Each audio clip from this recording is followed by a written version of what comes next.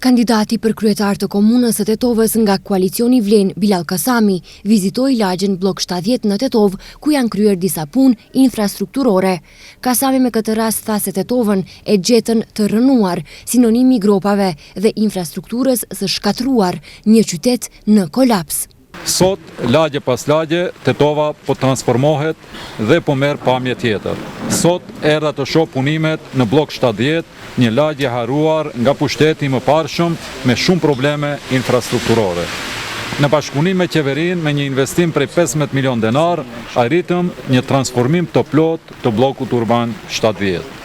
Në kuadër të këtyre projekteve për transformimin total të infrastrukturës rrugore të qytetit tonë, po ndërtojmë shumicën e rrugëve në lagjen Drenovec, në lagjen Teqe, lagjen Potok, lagjen Koltuk, lagjen Jashvardarit, lagjen tek xhamia e Rinis, lagjen Tetovarja, lagjen Cetinsk, bllokun urban përballë tregut të Gjelbërt apo siç njihet lagja Ajduçka, edhe në Reqis të vogël, Reqis të madhe, Xhepqisht, Sec, Shipkovic, Llaç, Saratin dhe në shumë lagjet dhe fshatra tjerë ndërtuam dhe po ndërtojmë infrastrukturë rrugore duke i transformuar në fshatra dhe lagje europiane.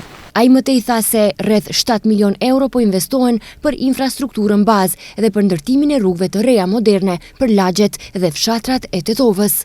Gjithsej, 430 milion denar ose rreth 7 milion euro po investohen për infrastrukturën bazë dhe për ndërtimin e rrugëve të reja moderne për lagjet dhe fshatrat e Tetovës.